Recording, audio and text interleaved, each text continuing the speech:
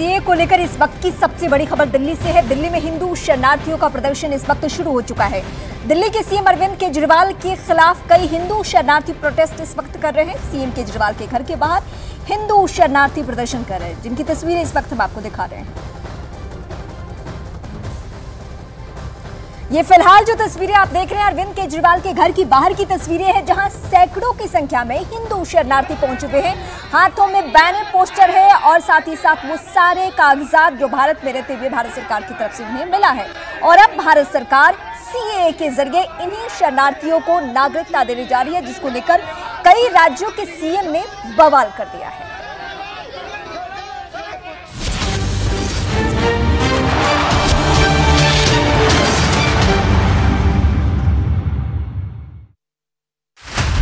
दुनिया के सबसे बड़े चुनाव से पहले न्यूज़ 18 नेटवर्क लाएगा देश का सबसे बड़ा ओपिनियन पोल।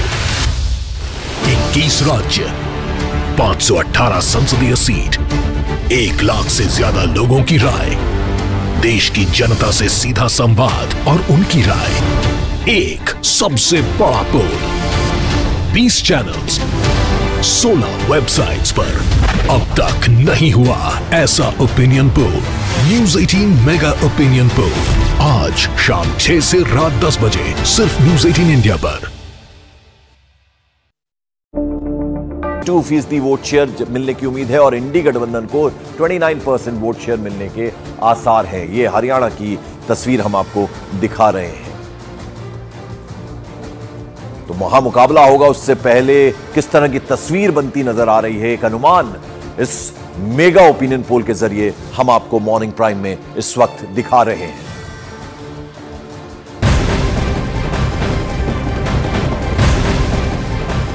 और देश के सबसे बड़े ओपिनियन पोल में अगला पड़ाव जरा पंजाब का करते हैं, जहां कांग्रेस का पलड़ा भारी दिख रहा है। पंजाब में 13 में से 7 सीटें कांग्रेस को मिलने का अनुमान है, या एनडीए को 2 सीट मिल सकती है। पंजाब में 1 सीट आम आदमी पार्टी के हिस्से भी जा सकती है। पंजाब में वोट शेयर की यदि बात करें तो कांग्रेस का वोट शेयर 38% है, एनडीए का वोट शेयर 13% और आपको 15% वोट मिल सकते हैं, ऐसा अनुमान पंजाब के बारे में सामने आ रहा है। तो यहां कांग्रेस को बढ़त मिलती दिख रही है अगर हम पंजाब की बात करें। हालांकि आम आदमी पार्टी की वहां सरकार है, लेकिन केवल 1 सीट पंजाब में आम आदमी पार्टी के हिस्से नजर आ रही है आती हुई।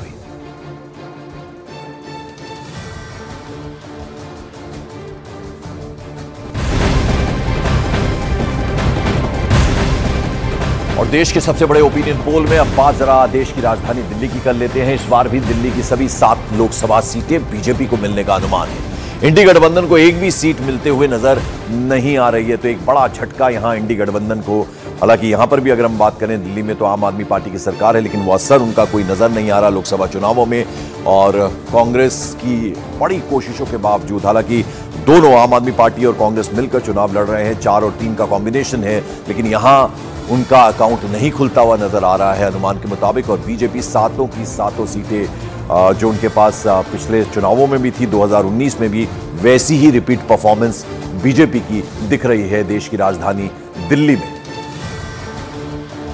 देश के सबसे बड़े ओपिनियन पोल में अब जरा साउथ इंडिया की बात करते हैं, दक्षिण भारत की बात करते हैं। तमिलनाडु की अगर बात करें तो इंडी गठबंधन का पलड़ा यहां भारी नजर आ रहा है। इंडी गठबंधन को 39 में से 30 सीटें मिलने का, यानी 39 में से 30 सीटें मिलने का अनुमान है। तो एनडीए को 5 सीट यहां मिल सकती है। तमिलनाडु में इंडी का वोट शेयर सबसे ज्यादा 51% है, जबकि एनडीए को 13% मिलने की उम्मीद है।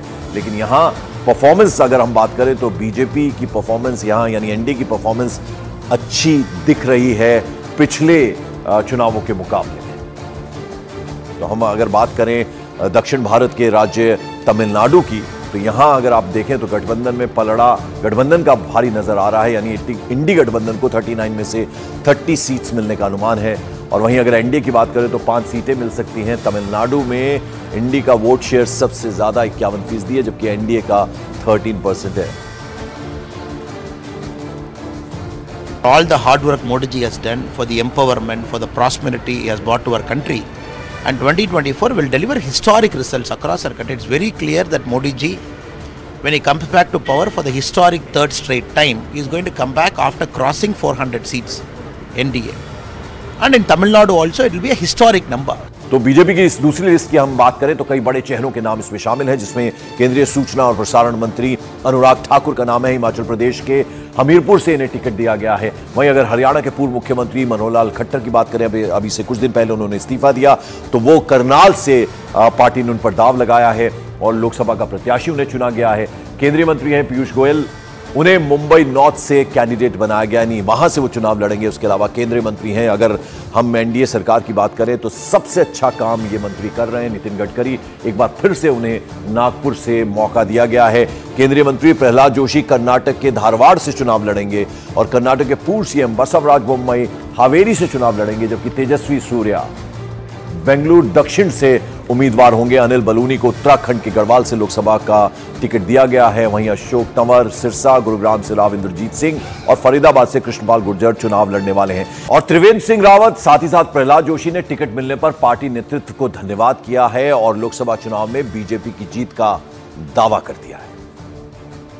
मुद्दे तो विकास है। हम सरकार में रहे हैं और पिछले 10 साल से हम केंद्र में हैं और 7 साल 8 साल 7.5 साल से हम राज्य में सरकार चला रहे हैं। तमाम विकास के कार्य, इस बीच में कुंभ हमने संपन्न कराया। कोरोना जैसी महामारी में हम जनता के साथ खड़े हुए।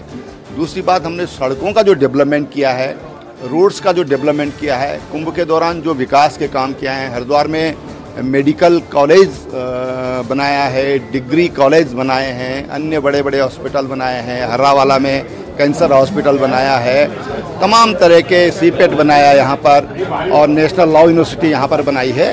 तो तमाम उन जो विकास के कार्य हमने किए हैं, उन विकास कार्यों को लेकर के हम जनता के बीच में जाएंगे। हमारा राष्ट्रीय नेतृत्व, विशेषतः माननीय प्रधानमंत्री नरेंद्र मोदी जी, माननीय जेपी नड्डा जी, माननीय अमित शाह जी, माननीय राजनाथ सिंह जी को धन्यवाद देता हूं और मैं उम्मीद करता हूं कि इस बार ओवरऑल हमारा प्रदेश में भी और कर्नाटक में भी बहुत बड़ी मात्रा में हमारा ओवरऑल जीतने का जो संख्या है, ओवरऑल संख्या हमारा एमपी का संख्या बढ़ेगा, 400 पार हो जाएगा।